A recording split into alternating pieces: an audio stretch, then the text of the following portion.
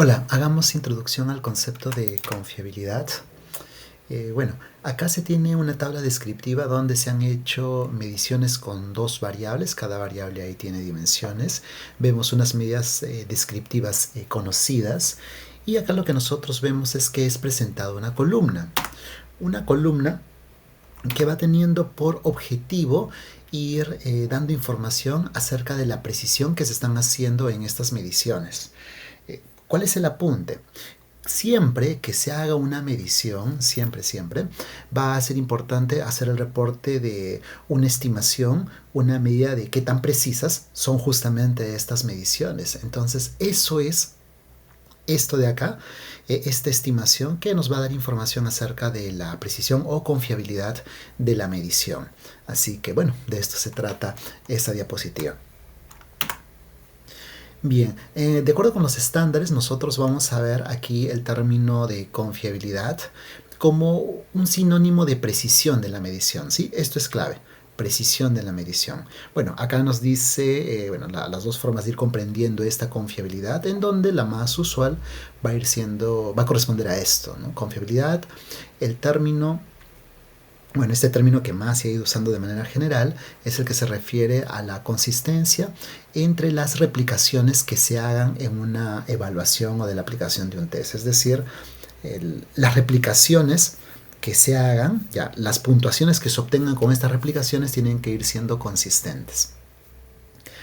Ahora, digamos, eso es, vamos a decirlo así, la definición general de confiabilidad, pero para ponerlo en términos simples y directos, sinónimo de precisión de la medición. ¿Está bien? Así de simple. ¿Qué es confiabilidad? Precisión de la medición.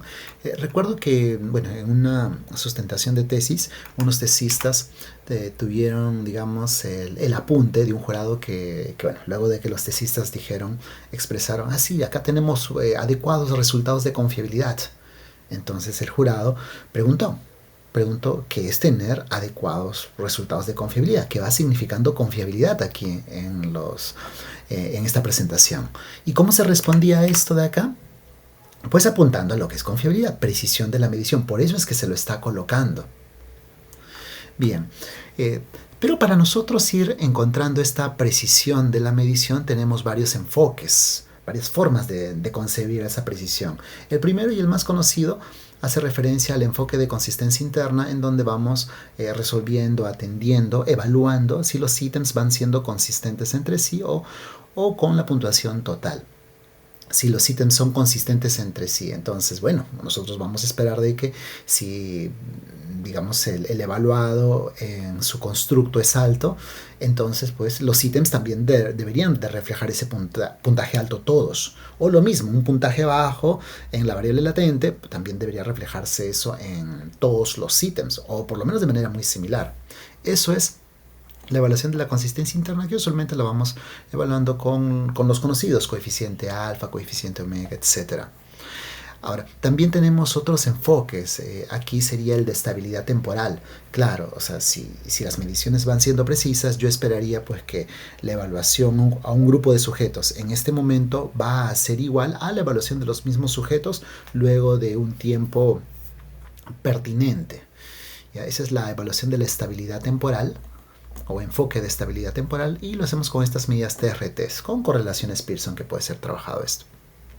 Y luego también otro enfoque, que es el de la equivalencia entre mediciones de formas alternativas, en la cual las mediciones del test se esperan que sean precisas en la medida de que si se aplica una forma alternativa o equivalente de ese test, pues las mediciones resulten similares, equivalentes.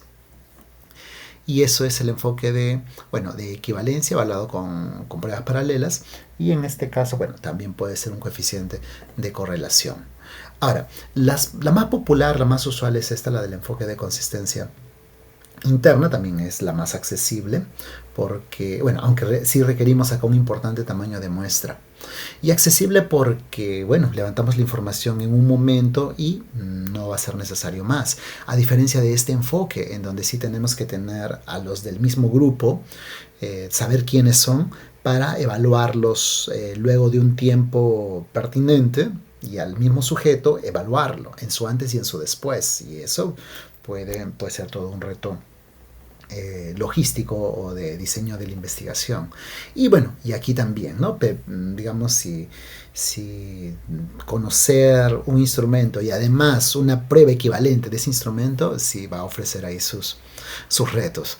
Entonces, por eso es que particularmente va a ser más popular aquí este primer enfoque. Pero claro, si en el caso tuviéramos poca muestra o pocos datos, pocos sujetos, entonces podríamos pensar en esto. Por ejemplo, un diseño experimental. O lo otro también es de que esto va a funcionar cuando tenemos ítems.